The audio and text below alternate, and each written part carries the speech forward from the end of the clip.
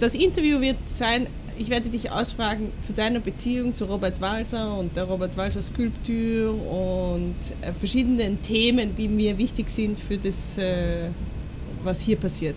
Juste les relations entre toi et Robert Walser et la Robert Walser Sculpture et Thomas Hirschhorn et tous des sujets qui sont importants pendant que tu travailles ici, pendant ton temps. Ouais, alors... Ist gut, ich werde dir konkrete Fragen stellen. Ah, elle me fait les... Ja, ist das gut? Okay, Ja, d'accord, also möchtest du mir ein bisschen erzählen über dich, dein Name, deine Rolle hier, was du hier machst oder was du machst, wenn du nicht auf der Skulptur bist? Und, alors, je m'appelle Lenvo Bridel. J'ai fait la construction, j'étais là pour la construction et maintenant je suis là en tant que concierge pendant les 86 jours de l'expo. Ouais. Et ma tâche, c'est de faire un peu la maintenance. Ça veut dire quand il y a quelque chose de cassé, de réparer, quand quelqu'un a besoin d'un truc, de le donner, d'acheter du papier toilette, d'aller nettoyer les toilettes, de concierge. Sehr gut. Ja, das ist sehr gut. Du hast gerade vorher, als ich dich gesucht habe, hast du gesagt, ich muss jetzt noch schnell 15 Minuten etwas reparieren. Das finde ich sehr schön, dass du diese Aufgabe so ernst nimmst. Das ist dir sehr wichtig.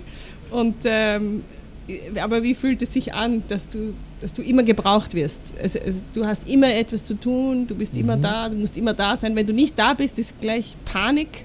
Alle suchen Bridel. Wie geht es dir? Parce qu'il y a toujours quelque chose à faire. Et même si tu n'es pas là, tout le monde te cherche. Il y a presque un peu de panique. Ouais, bah des fois quand par exemple je suis pas là et que les gens ils me cherchent, souvent il faut juste qu'ils appuient sur un bouton pour que ça fonctionne ce qu'ils font. Comme par exemple des fois on me cherche de l'autre côté du forum, je suis pas là, Thomas il est un peu en panique et j'arrive en fait, il fallait juste appuyer sur un bouton. Donc du coup en fait faut juste un peu être là parce que même moi tout ce que je fais ici je l'ai jamais fait avant. Donc du coup j'apprends aussi sur le tas, mais c'est vrai que c'est plus rassurant par exemple quand il y a moi et Roman. Pour les gens qui travaillent ici c'est plus rassurant parce qu'on est là quoi. Comme avant j'étais en train de réparer le truc pour les aveugles. Après il y a une dame de la cantine qui est venue, elle m'a dit ouais est-ce que je pourrais changer les poubelles. Enfin les poubelles, tous les humains savent faire ça tu vois. Alors donc des fois c'est juste les gens aussi, bon parce que il y a moi et Roman, donc c'est ils se donnent peut-être moins de peine de faire quelque chose, mais après moi ça me dérange pas, on est là pour ça, Roman et moi, donc ouais ça me dérange pas, ça me dérange pas que les gens ils viennent et qui demandent, parce qu'après je leur montre, puis souvent quand je leur montre si quelqu'un me cherche pour quelque chose que j'ai déjà montré, quelqu'un qui est déjà là à qui j'ai déjà montré, il peut montrer à la personne comment faire. Donc du coup, ça va quand même. Ouais, ça va. Und wie ist dein Gefühl, wenn du hierher kommst oder wenn du heute hierher gekommen bist? Fühlst du dich gut oder denkst du dir, jetzt nochmal ein Tag und jetzt noch wie viele Wochen, nach 7 Wochen? Non, ça va. Bon, après aussi le matin quand je me réveille pas en me disant waouh, je vais dans la sculpture Robert Walser, ça va être trop bien. Je me réveille pas comme ça. Mais quand même, quand je viens ici, j'ai quand même du plaisir à être ici. Ouais, j'ai du plaisir à être ici. Parce qu'il y a plein de fois où souvent j'ai toujours 1 heure entre chaque événement que j'annonce. Donc pendant ces 1 heure, je pourrais très bien partir ou faire autre chose, par exemple. Mais donc du coup, je reste quand même ici. Et puis le soir, souvent, je reste un peu plus longtemps pour pouvoir continuer mes collages et tout. Puis même quand je suis ici, je fais mes collages. Donc en fait, non. En tout cas, j'ai pas l'impression que je viens travailler le matin. J'ai pas l'impression que je viens travailler, non. Schön, aber da komme ich jetzt gerade auf eine Frage, die ich eigentlich für später aufheben wollte. Aber du machst auch deine eigene Kunst, du bist selber Künstler. Welche Kunst machst du und wie bezieht sich diese Kunst? Hat sie etwas zu tun mit Thomas Hirschhorn, mit dieser Skulptur oder sogar mit Robert Walser?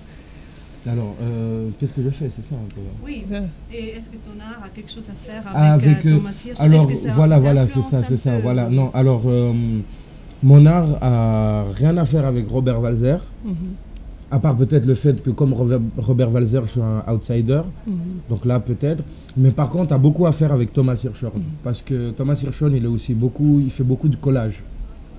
Et c'est un peu ça la base de son travail, c'est le collage. Mais après, le collage, c'est un peu tout, hein. C'est pas seulement du collage sur papier, c'est large le collage. C'est la sculpture, ouais, c'est voilà, aussi un collage. Exactement, ouais, la sculpture, par exemple, c'est aussi un collage. Donc, du coup, ouais, je me reconnais beaucoup dans ce que Thomas fait. Et même pendant un moment, j'avais arrêté de faire du collage parce que moi, dans ma tête, je me disais, ou en fait, j'ai eu tellement de mauvais échos des gens.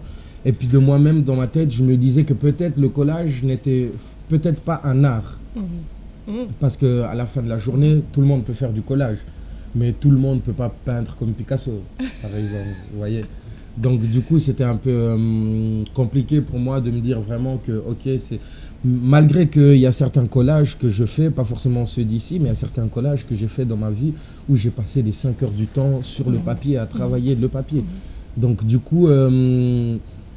depuis que je suis venu ici, que j'ai commencé à travailler, ou depuis que je connais un peu le travail de Thomas Hirschhorn, c'est quand même un grand dans le domaine de l'art, et c'est quand même un grand aussi dans le domaine du collage. Donc du coup, j'ai de nouveau repris le collage en me disant, ah, en fait, c'est vraiment de l'art. Regarde, Hirschhorn, il fait ça depuis plus de 30 ans.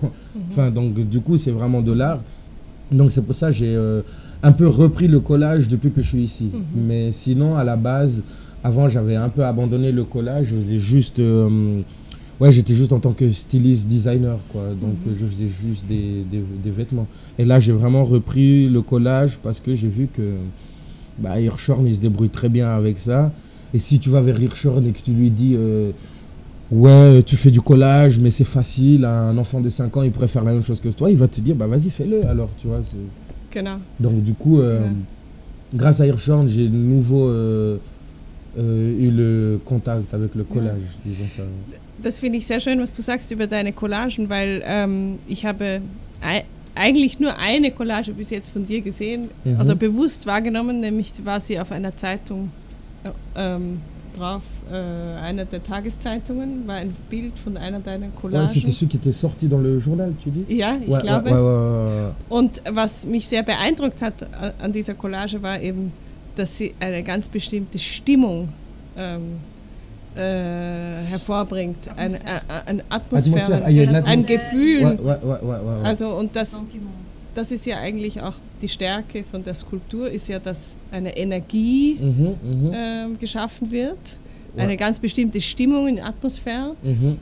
Und das ist ja das, was vielleicht auch bei Robert Walser passiert, bei seinem Schreiben. Man könnte auch sagen, jeder kann schreiben, aber so wie Robert Walser geschrieben hat, ist es eben, er produziert eine ganz bestimmte Stimmung oder eine Energie, er kreiert eine Energie, auf die dann die Leute ganz unterschiedlich reagieren. Vielleicht hat deine Arbeit doch mehr mit Robert Walser zu tun, als du denkst, oder kann das sein? Collage, ouais.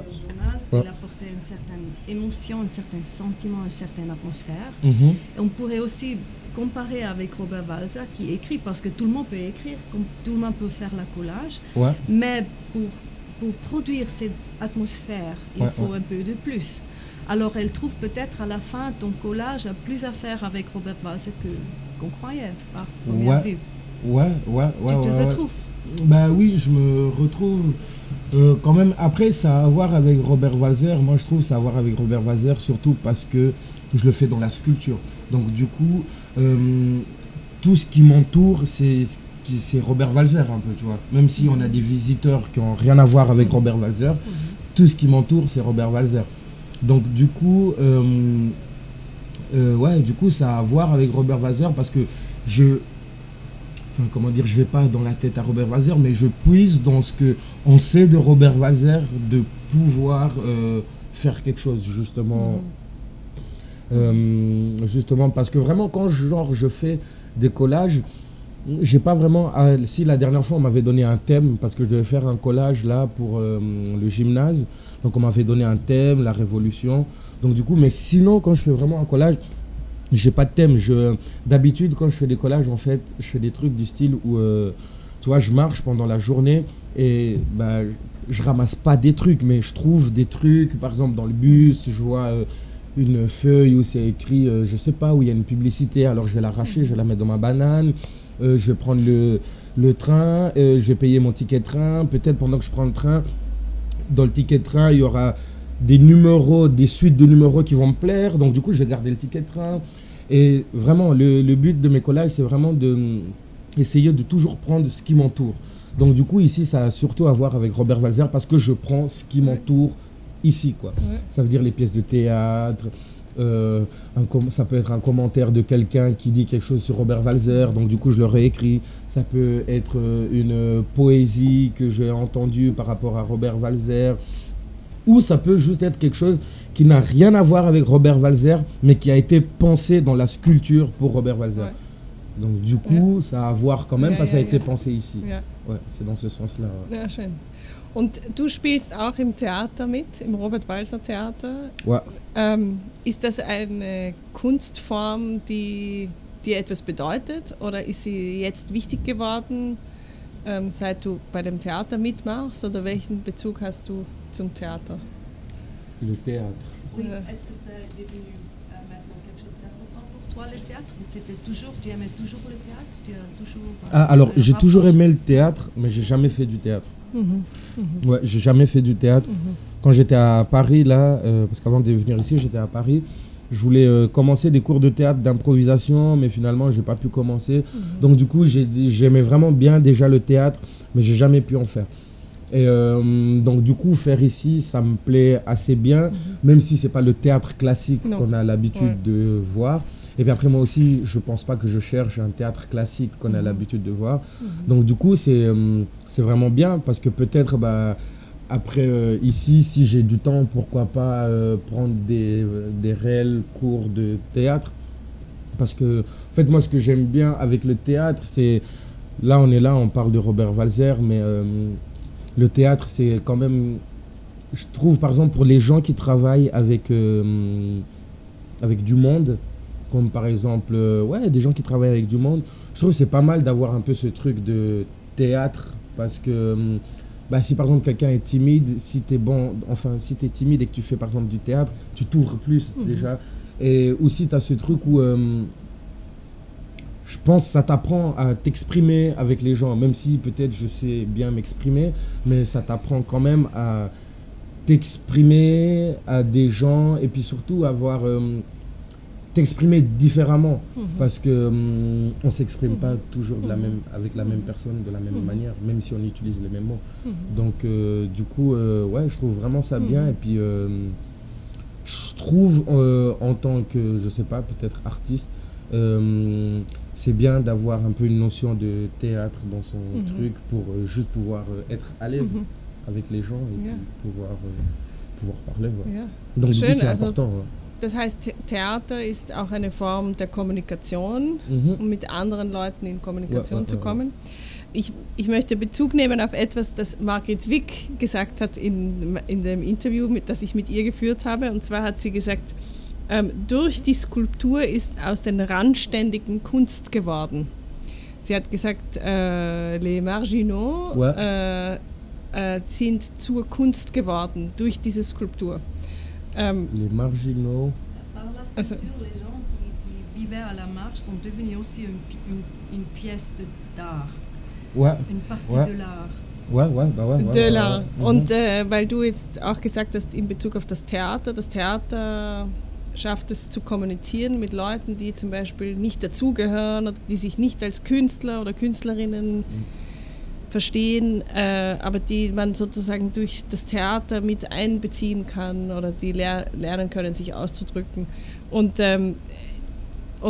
Margret Wick hat eigentlich ein bisschen etwas Ähnliches gesagt über die ganze Skulptur, in Bezug auf Leute, die eben sozusagen normalerweise nicht Kunst sich anschauen, oder die vielleicht Kunst sich nicht leisten können, die keine Zeit haben für Kunst, weil sie sich ums Überleben kümmern müssen und so. Welchen Bezug hast du das Gefühl, hat diese Skulptur für diese Leute, für Leute, die normalerweise nicht ins Museum gehen, nicht ins Theater gehen, die gar nicht wissen, wie es im Theater aussieht oder die selber nie Theater gespielt haben? Ist das die wichtigste? Qui vivent à la marche, qui normalement n'ont pas de contact avec de l'art ou du théâtre ou de la littérature. Ouais. Qu'est-ce que ça ouvre ou qu'est-ce que ça... Moi par exemple, je suis quelqu'un qui lit par exemple des bouquins, mais j'ai rien à voir avec par exemple si c'est de la littérature, mais je veux dire, je suis pas quelqu'un qui mange des bouquins. Je pense pour tous ces gens qui n'ont rien à faire justement et qui sont ni artiste, ni je sais pas quoi. Je pense qu'ici c'est le bon endroit alors de soit le devenir ou soit en tout cas de puiser de l'inspiration par exemple. Et je pense que quelqu'un qui vient ici, qui prend de l'inspiration qu'il y a ici, et quand je dis de l'inspiration, ça part de partout, que ça soit l'énergie de la sculpture, que ça soit de l'inspiration par rapport à ce qui se fait ici.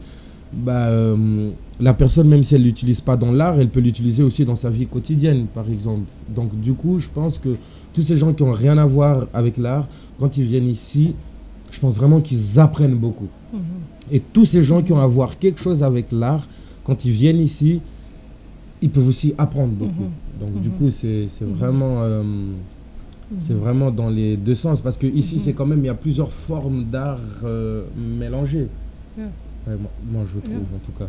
Donc, du coup, le fait qu'il y ait toute cette forme d'art mélangée, je pense aussi c'est aussi ça qui enrichit la sculpture, parce que les gens, ils n'ont pas que... En général, quand on va dans un musée, et que maintenant, il y a un peintre, par exemple, qui expose, on va voir des peintures du peintre.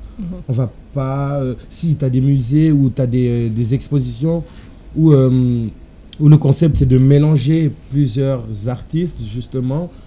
Mais le problème, je trouve, que quand tu mélanges, par exemple, plusieurs artistes qui font la même chose, je trouve ça pas très cool, parce que ils font tous la même chose. Donc, du coup, il peut y avoir des tensions. Tandis que ici, chacun fait des trucs différents. Par exemple, là, moi, j'ai aussi un espèce de bureau où je fais mes collages, où je fais de la couture. Et puis, de l'autre côté, tu as des dames aussi qui font de la couture, mais ça n'a rien à voir avec ce que moi je fais. Tu vois, même si, par exemple, les deux, on peut être dans la couture, mais ça n'a strictement rien à voir de ce qu'on fait. Donc, du coup, autant moi, je peux apprendre de eux, autant eux, ils peuvent apprendre de moi, par exemple. Donc, c'est ça que je trouve très intéressant. Ici, c'est ce truc où il y a plusieurs trucs différents. Et puis, même si tu ne veux pas apprendre, mais quand il y a un truc qui t'embête, tu peux changer, tu peux aller dans un autre truc. Et dès que ça t'embête, tu peux changer. Donc, du coup, ça, je trouve ça vraiment assez cool, assez bien, assez riche. Et c'est ça qui donne vraiment, qui fait la différence de cette expo, d'une autre expo, par exemple.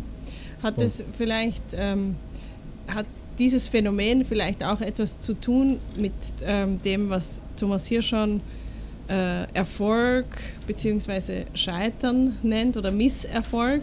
Und im Französischen, glaube ich, kann man sagen l'échec, das Scheitern. Ja. Und das finde ich interessant, dass im Französischen ja dieses Wort viel mehr Bedeutung hat als im Deutschen.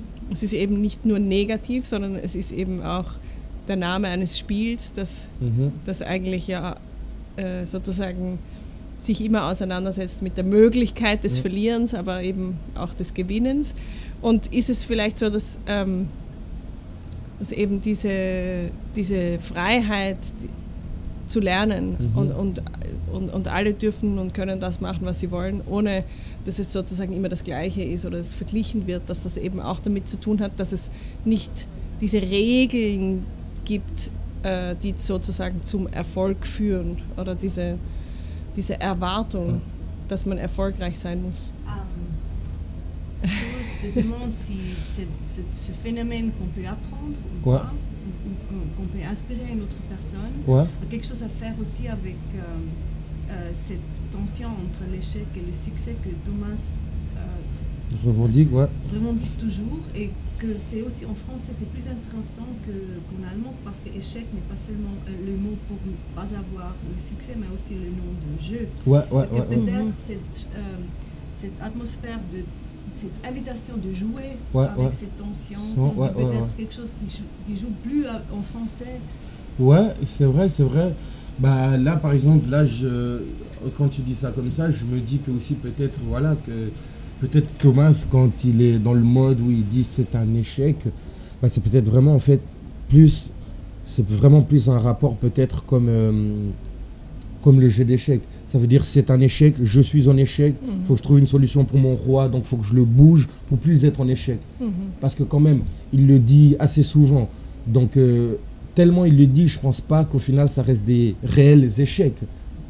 Parce que si ça restait des réels échecs, bah il en fait beaucoup quand même. Enfin tu vois, il y en a beaucoup. Donc du coup, si c'était des réels échecs, enfin comment dire, si c'était des réels échecs, je pense pas qu'il continuerait à faire ce qu'il fait, parce que dans n'importe quel travail qu'il a, je pense qu'il y a toujours des échecs. Et je pense vraiment que c'est plus un truc pour dire que, bah voilà, là je suis échec, il faut que je trouve une solution pour plus être échec, comme vraiment dans le jeu d'échecs, tu vois. Et puis que peut-être le jour où c'est un véritable échec, bah il dira je suis échec et mat, et que en fait c'est fini, quoi. C'est vraiment un échec, quoi. Mais je pense pour l'instant, parce qu'aussi il y a beaucoup de gens, que ça soit même au théâtre, ou plein de gens, quand il dit, ou même quand ils entendent Thomas me dire c'est un échec, ou quand je suis pas là, que je faisais un truc important avec Thomas, il dit que c'est un échec, et certaines personnes ils disent ouais mais comment ça, il dit que c'est un échec, c'est pas un échec, tu travailles quand même pour lui. Et lui, même quand après je viens et qu'il me dit, même à moi en me regardant dans les yeux, c'est un échec, donc, et qu'après il continue avec moi, donc ça ne veut pas dire que c'était un échec, parce que sinon il ne continuerait pas avec moi. Parce que souvent, quand on dit c'est un échec vers quelqu'un, si c'est vraiment un échec, on ne continue pas avec la personne. Tu vois. Mais tandis que quand on joue aux échecs et que c'est un échec, ben on se déplace, après on peut continuer encore de jouer avec la personne. Genau. Ja. Donc je pense vraiment, ça a à voir aussi un... Je pense aussi, peut-être dans son subconscient, c'est aussi un peu un truc comme ça, tu vois. Mais après... je peux aussi comprendre qu'il n'a pas que ça à faire d'aller expliquer aux gens, tu vois. Et puis même, ça se voit. Tu as quelqu'un qui te dit que c'est un échec, pendant une journée, il va te parler de 5 échecs, mais il a encore le sourire, donc c'est pas un échec, enfin, tu vois.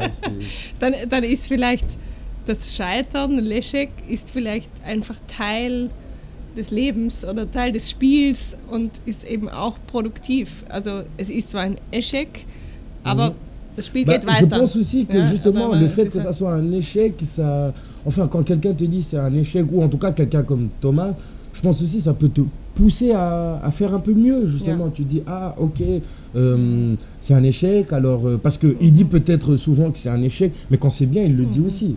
Donc du coup je pense que ça peut être quelque chose. En tout cas moi, si on me dit ça, ça me pousse plus à faire quelque chose que juste les gens qui sont là, ja, Bridel, super, c'est bien.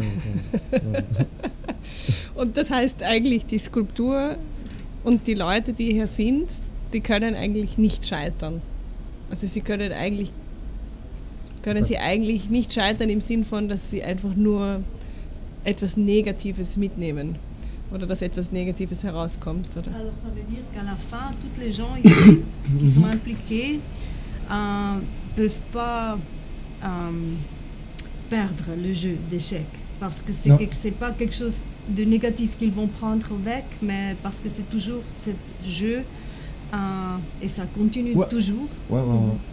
Bah c'est ça, c'est vraiment ça, parce que par exemple quand tu joues aux échecs avec quelqu'un, le jeu échec, tu joues aux échecs avec quelqu'un et que tout à coup tu perds, la personne t'a mis échec et mat et que tu as perdu. Normalement, si tu es un bon joueur et que tu as observé la partie, bah là aussi tu repars pas avec un truc négatif, tu repars avec une force en plus, parce que la prochaine fois que tu vas rejouer contre lui, bah tu sais à quoi t'attendre. Donc que ça soit dans le jeu, que ça soit ici, même quand tu perds dans n'importe quel jeu, quand tu perds en général, c'est pour apprendre à gagner justement. Parce que je pense pas que les gens, tu gagnes pas toute ta vie. C'est avant de gagner, je pense, avant de gagner, faut d'abord perdre. Ou en tout cas, avant d'accepter de gagner comme il faut d'abord perdre. Parce que si tu, comment dire, si tu perds jamais et que si tout d'un coup, un jour tu perds, bah, ça va être difficile après. Donc, tu as meilleur temps en tout cas de plus perdre que de gagner. Parce que après, bah, ça va tourner. Après, tu pourras peut-être plus gagner. Ou en tout cas, quand tu vas perdre, bah, tu sauras que tu as perdu et que c'est comme ça. C'est le jeu et que c'est le jeu pour tout le monde. Puis ça, c'est même pas juste pour les échecs ou bien pour la sculpture. Je pense que c'est dans la vie en général comme ça, que ça doit être comme ça. Das ist eine gute Verbindung zu meiner nächsten Frage, und zwar geht es mir um die Prekarität, la Prekarité, die Thomas oft anspricht. Und das Spiel eben, L'échec, ist eben auch das Leben, und im Leben ist eben das Spiel oder das Scheitern manchmal verbunden mit Prekarität, also mit einer Form des Lebens, die eben sozusagen wirklich an die Existenz geht, also wo die eigene Existenz oder die Existenz der anderen in Gefahr ist. Und ich habe das Gefühl, wenn ich hier bin in der Skulptur, das haben auch schon viele Leute gesagt, die ins Robert-Walser-Zentrum gekommen sind, um Fragen zu stellen. Gerade heute Morgen hat jemand gesagt, es ist manchmal beängstigend, weil was man hier spürt, ist eben auch sozusagen diese Prekarität. Also die Stimmungen sind manchmal fragil, es ist nicht mehr immer geordnet, man weiß nicht, was im nächsten Moment passiert und jemand wird laut oder etwas anderes passiert, und ich könnte mir vorstellen, dass du wahrscheinlich diese Prekarität noch mehr spürst oder mit ihr vielleicht mehr noch zu tun hast, weil du eben wirklich für alle Leute hier der bist, der das alles wieder richtet, der alles repariert. Und wie geht es dir damit? Also wie siehst du die Prekarität der Leute hier und welche Leute sind es oder welche Art der Prekarität ist für dich zu spüren?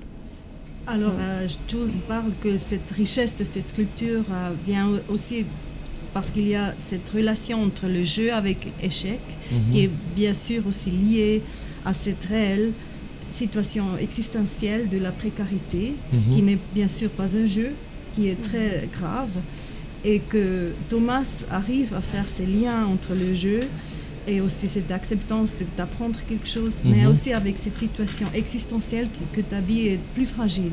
Et Jules te demande si toi, parce que tu as d'un part à faire avec le jeu, mais aussi avec ta propre conception où tu es dedans, dans ce jeu, mais aussi avec les choses pragmatiques qui sont plutôt liées avec le quotidien, avec la vraie vie.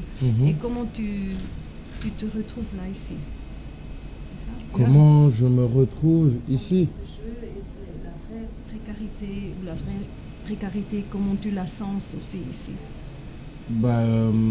Alors, moi je veux pas, comment dire, déjà avant d'être ici, moi je ne savais même pas ce que ça voulait dire précaire.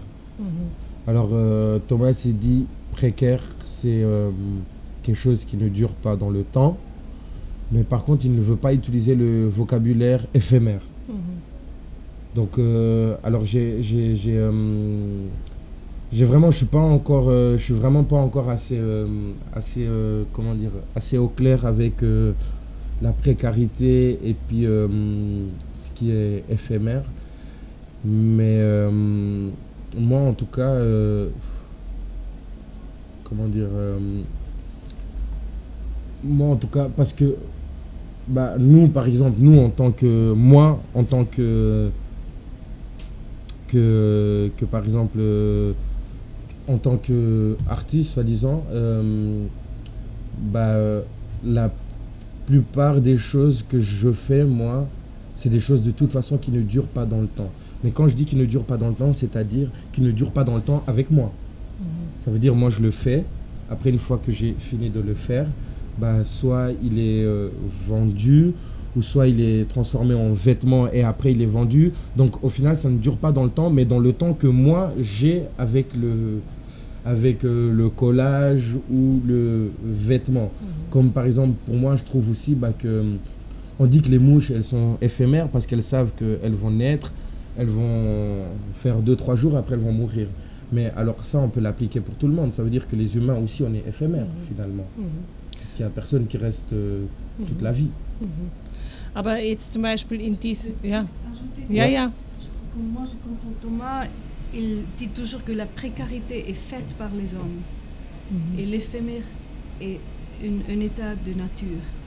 C'est ça. Ok. La précarité est une condition qui est forcée des hommes sur d'autres hommes. Ok. Et c'est aussi ce qui est éphémère, c'est ce qui est nature. Ok. Voilà. La nature. En tout cas, c'est ça la différence qu'il fait. Alors, si nous parlons des gens de marche qui vivent dans le précaire, c'est plutôt les gens qui sont forcés par des conditions politiques ou sociales d'être dans un état plus fragile que les autres. Ok, d'accord. Ok. Eben, und hier in der Skulptur, glaube ich, wird manche Prekarität von manchen Personen, die eben von anderen Menschen produziert wird oder von unserer Gesellschaft, die wird hier manchmal sichtbarer.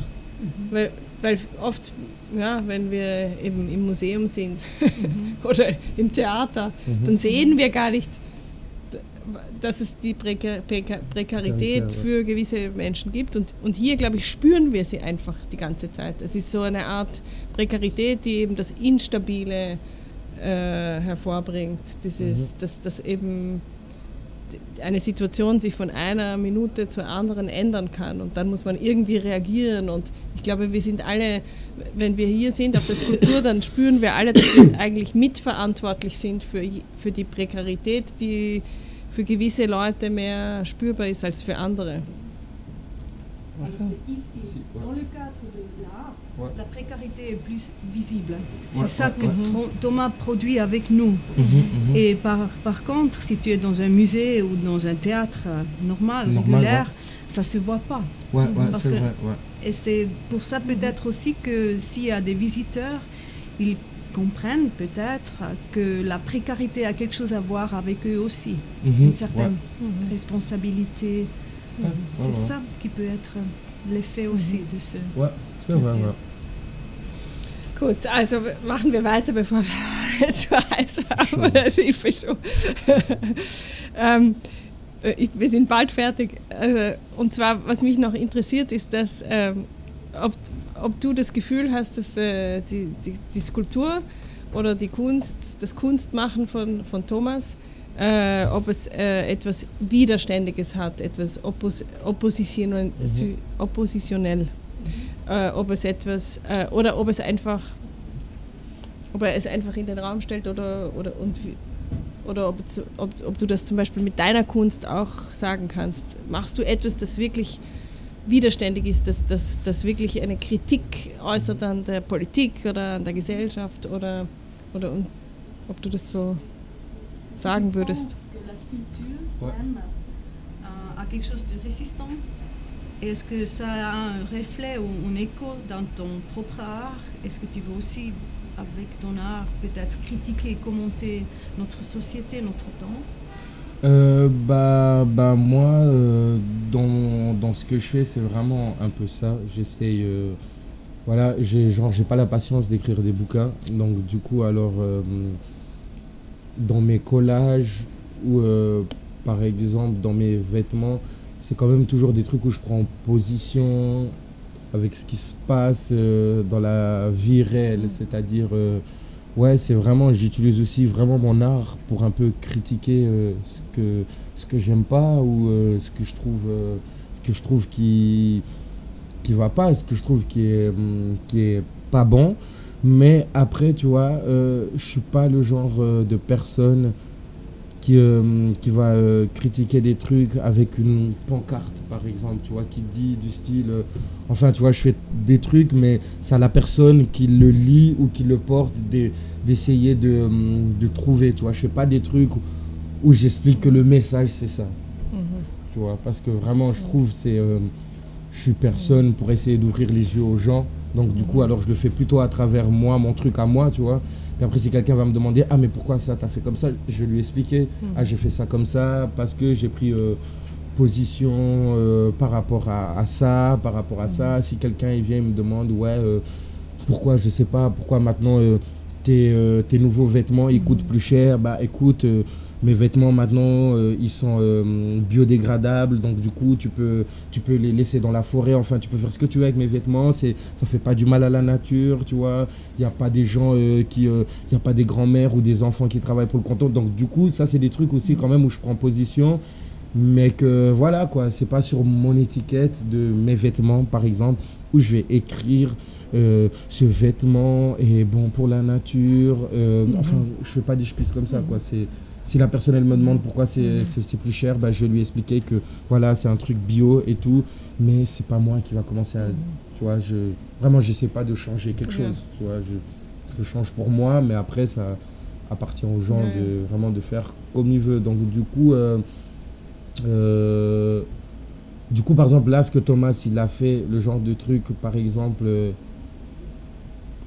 faire une œuvre sur un artiste et montrer à quel point un artiste est génial, ça c'est des trucs, moi genre j'ai pas la force pour ça, parce que je trouve c'est à chacun de sentir pourquoi l'artiste est génial.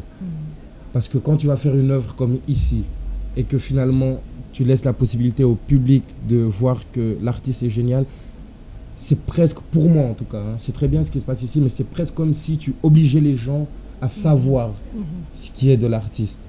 Et vraiment, moi, j'aime pas trop ce truc de obliger, par exemple, les gens de... Même si là, on n'oblige pas, hein, les gens, ils se décident eux-mêmes de monter et tout, mais il y a quand même une invitation à monter.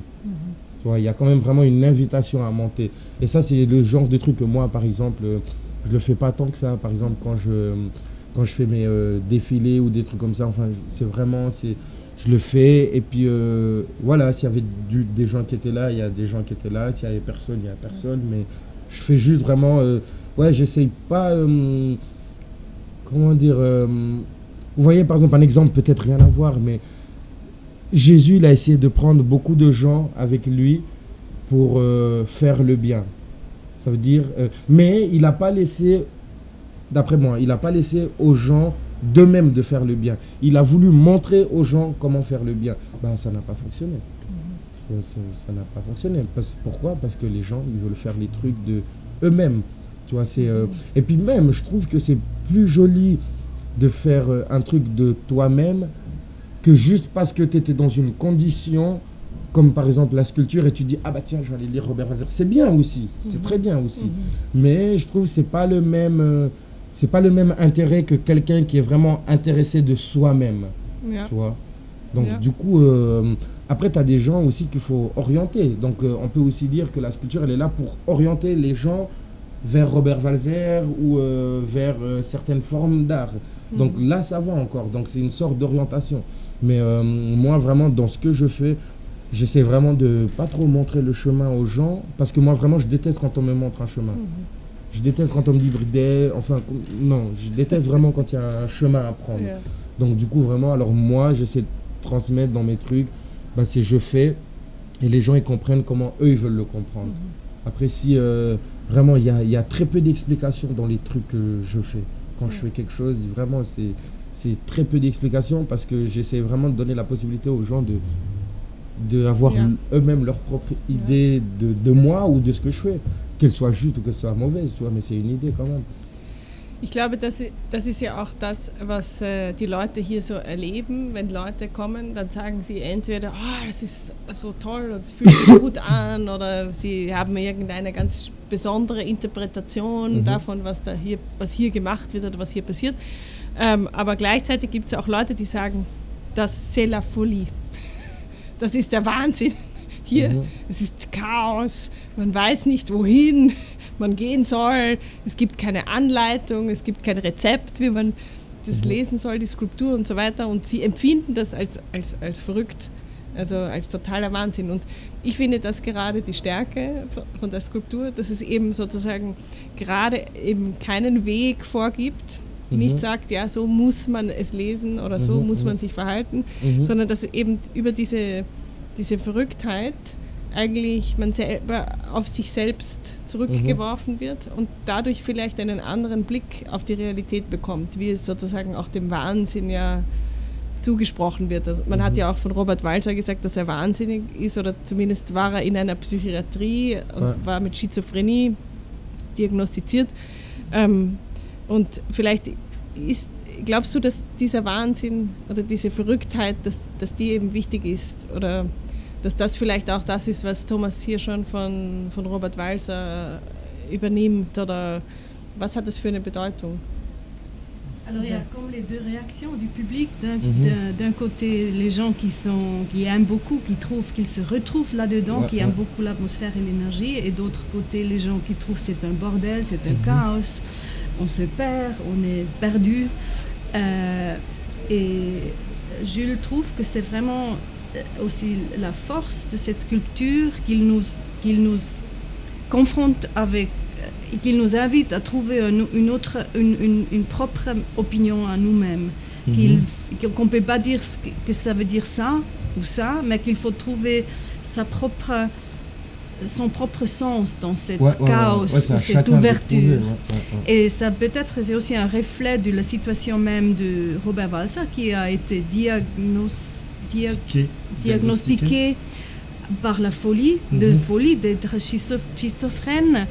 Par contre, il semble toujours très rationnel dans ses textes, alors que ça qui est peut-être aussi le reflet ou la richesse de la sculpture comparée à l'œuvre de Robert Walser même. Et la dernière question, c'était encore was du von diesem Wahnsinn findest, weil andere Leute, die ich dazu befragt habe, die haben gesagt, nein, das ist nicht Wahnsinn. Und das, qu'est-ce que tu penses de la folie de Walser ou de sa sculpture? De sa sculpture. De cette sculpture. Qu'est-ce que tu penses de cette multivocalité, de cette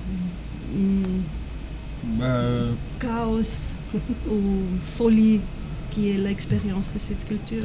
Moi, par exemple, il y a un truc que j'aime bien, c'est le fait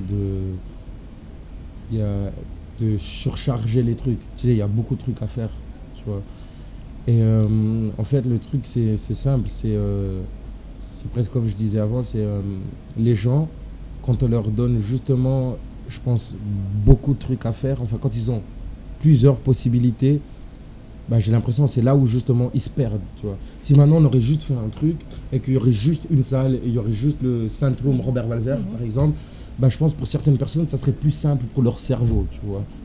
Parce que justement, il y a juste un truc à faire. Mais du coup, quand ils viennent ici et qui voient, tout d'un coup, là, les yeux, ils vont là, et puis tout d'un coup, en même temps, j'ai envie de manger, mais j'ai envie de regarder le théâtre, j'ai envie d'aller amener mon enfant pour qu'il aille bricoler, j'ai envie... Enfin, c'est trop d'informations. Et pour ces gens-là, par exemple, qui sont un peu perdus, quand ils viennent ici, j'ai envie de leur dire, comme Marcus il dit, on est perdu, mais on n'est pas foutu, tu vois. Tu vois, das gefällt mir gut, das gefällt mir sehr gut. On est vraiment foutu, mais on n'est pas perdu. Enfin, on est perdu, mais pas foutu. Et ça veut dire qu'on peut se perdre ici, mais c'est pas foutu. Il y a encore moyen d'aller voir autre chose et, tu vois, de prendre quand même, tu vois. Et du coup, moi, par exemple, moi, moi j'aime assez bien la sculpture parce que justement ça t'invite un peu à non seulement rentrer un peu dans l'univers de Robert Walser, mais en même temps aussi de rentrer, je pense, un peu dans l'univers de Thomas aussi un peu. Donc moi j'ai l'impression que vraiment ici c'est un espèce de, c'est comment dire, ouais, c'est comme s'il y aurait en fait, bon après c'est le cas aussi, mais c'est comme s'il y aurait vraiment, alors la sculpture en elle-même c'est une personne, mais dans cette personne, disons qu'il y a plusieurs cerveaux, disons ça comme ça. Dans cette personne il y a plusieurs cerveaux. Et je pense que s'il existerait une personne qui aurait deux cerveaux, ça serait quelqu'un, je pense Robert Walser, il faisait peut-être partie un peu de ces personnes-là. C'est des personnes qui finissent enfermées. Pourquoi? Parce que justement, enfin, plus dans le temps avant.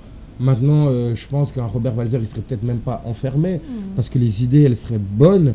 Mais du coup, c'est juste ça. C'est, comment dire, moi, par exemple, je me reconnais dans Robert Walser, dans ce qu'il a fait. Pourquoi? Parce que je suis aussi le genre de personne qui fait beaucoup de trucs, et qui a souvent aussi des idées qui sont pas forcément compatible avec les idées des autres. Donc du coup, on trouve direct tout de suite que c'est bizarre. On dit direct, ah mais on comprend pas. Mais les gens, ils veulent pas comprendre que des fois, il y a des gens, ils font des trucs, mais que t'as pas besoin de comprendre. Tu vois, on fait pas toujours quelque chose pour que ça soit compris, tu vois. Et par exemple, il y a un truc que j'aimais bien aussi avec Robert Walser, c'est que des fois, il écrivait juste pour écrire. Ça veut dire, pour lui, écrire, ça pouvait être un jeu de sudoku. Donc, tu as des trucs où il est juste là, il écrit des trucs, mais n'a pas forcément de sens, tu vois. C'était plus peut-être son jeu à lui, tu vois. Mais qu'au final, dans ces trucs où il écrit juste pour écrire, je pense que tu arrives à trouver 2-3 phrases qui peuvent te parler.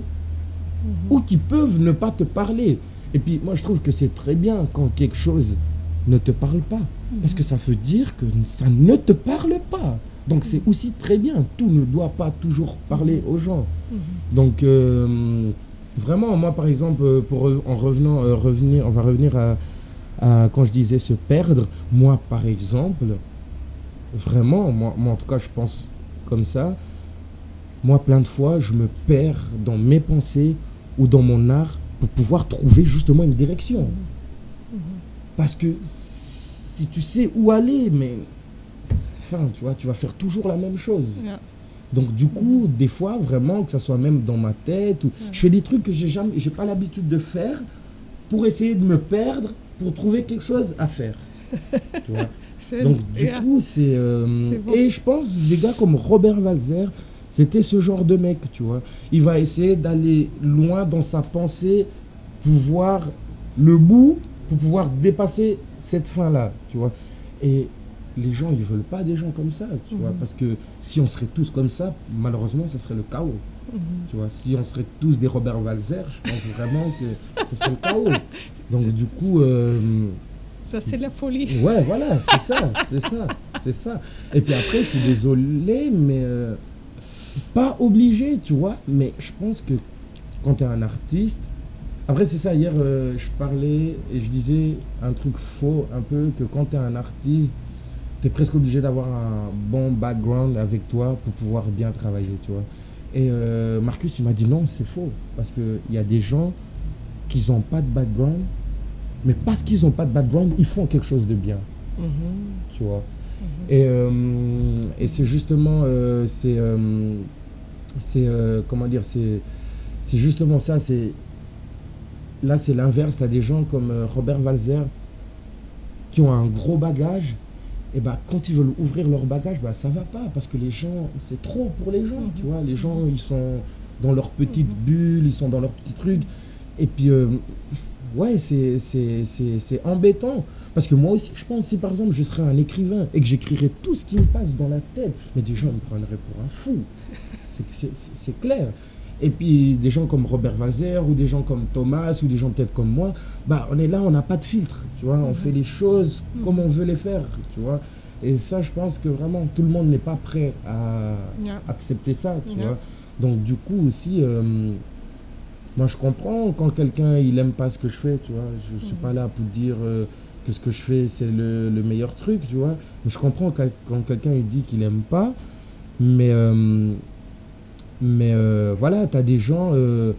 par exemple, tu as des gens... moi, j'ai des amis à moi qui sont artistes et qui font vraiment des choses fantastiques, mais ils ne comprennent pas pourquoi ils n'ont pas de succès, par exemple. Tu vois, ils ne comprennent pas pourquoi ils n'ont pas de succès. Et je pense des gens comme Robert Walser, il a eu du succès, mais je pense que Robert Walser, il a eu du succès parce qu'il ne cherchait pas le succès.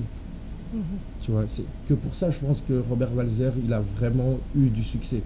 Mais quand tu es là et que tu commences à t'inventer une folie qui n'existe pas, parce qu'au final, la folie, c'est soit elle existe, mais tu la trouves pas... en marchant, tu vois. C'est soit elle est en toi, soit elle n'est pas en toi. Mais il y a des gens qui s'inventent une folie.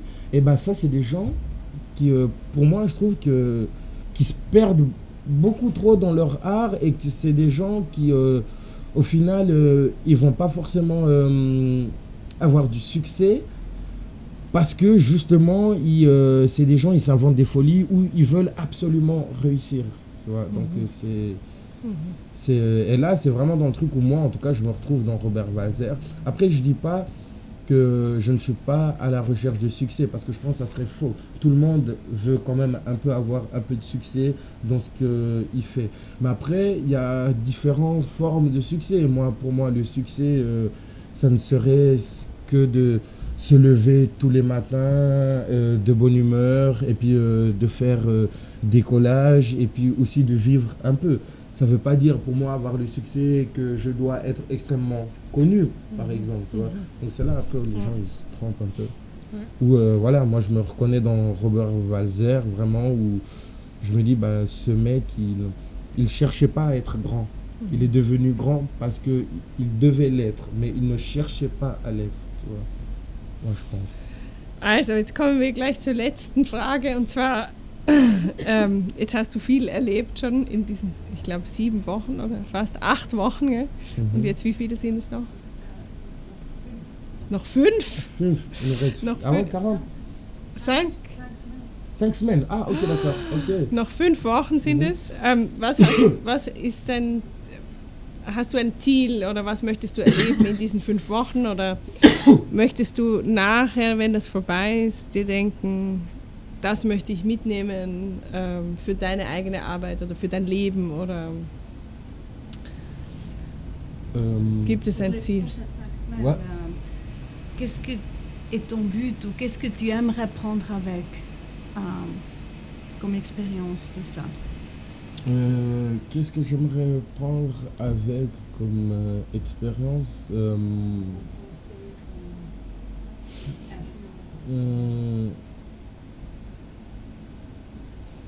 Bah, je dirais que moi, quand je vois par exemple cette sculpture, surtout par rapport à la sculpture, parce que Robert Walser, lui pourra encore m'apprendre plein de trucs, les livres ils sont à la librairie, mais par rapport à la sculpture, moi ce que je vais prendre avec, c'est qu'en fait tout est vraiment possible.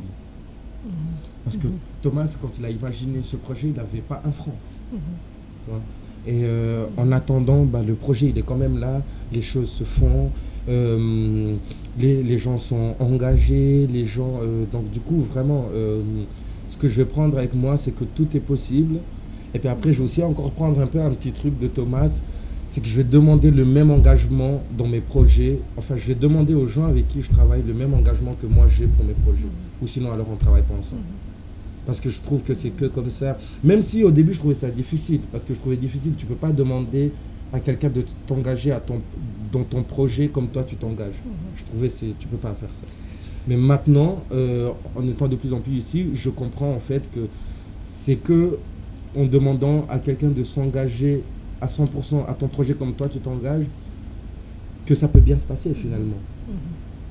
Après, c'est clair qu'il n'y a pas tout le monde qui va s'engager comme toi tu t'engages. Mais je pense que déjà quand tu es un artiste et que tu as ne serait-ce que 3 ou 4 personnes qui s'engagent comme toi tu t'engages, c'est déjà bien. C'est déjà bien. Donc du coup, ce que je vais vraiment prendre avec moi, c'est cette espèce d'engagement, et puis aussi le fait que en fait, tout est vraiment possible. Parce que beaucoup aussi, je trouve, dans l'art, les gens ils s'arrêtent toujours à l'argent. Tu vois. Et Hirschhorn, il ne s'est pas arrêté à l'argent justement, tu vois. Il a vu, ah tiens, alors il n'y a pas d'argent, ok, alors on va trouver une solution pour trouver de l'argent, tu vois. Et ça lui a quand même pris 3 ans. Et il y a des gens, quand ils sont là, ils vont essayer de trouver de l'argent pendant 1 an pour leur projet. Ils vont pas réussir, ils vont direct abandonner. Le mec, il l'a quand même fait pendant 3 ans, tu vois. Et peut-être qu'à la fin de ces 3 ans, il n'aurait pas eu trouvé assez, ou il aurait dû arrêter son projet. Mais au moins, en tout cas, pendant ces 3 ans, il a tout fait pour pouvoir trouver son argent et pour pouvoir le faire. Et ça, je trouve quand même assez génial venant d'un artiste un peu art contemporain, parce que, tu vois, au final, tu vois, il y a vraiment une très grande différence entre l'art, si on veut, alors l'art un peu bourgeois, c'est-à-dire un peu tout ce qui est peinture, des trucs comme ça. Il y a vraiment une grande différence entre ça et puis bah, ce qu'on fait, c'est que comment dire, ouais, c'est que moi je préférerais vraiment plus acheter une œuvre de Thomas Hirschhorn que par exemple quel artiste qui est pas si bon que ça que je peux vous dire, une œuvre de Thomas que par exemple une œuvre de Richard Orlinski, par exemple. Je préfère une œuvre de Thomas. Pourquoi? Parce que j'ai l'impression que dans les œuvres de Thomas, il y a plus de cœur que dans les œuvres de Richard Orlinski. Alors que Richard Orlinski, c'est un sculpteur, il doit sûrement perdre beaucoup d'heures quand il sculpte quelque chose, peut-être moins que Thomas ou peut-être autant que Thomas, mais j'ai l'impression qu'il y a plus de cœur dans ce que Thomas fait que dans ce qu'un Orlinski pourrait faire, par exemple. Donc du coup, ouais, je vais repartir avec ça, quoi. Sehr schön. Merci beaucoup, Friedel, pour l'interview. C'était très intéressant. Okay, super. Ok, c'est fini alors. Ah, Takashi fait un peu de musique.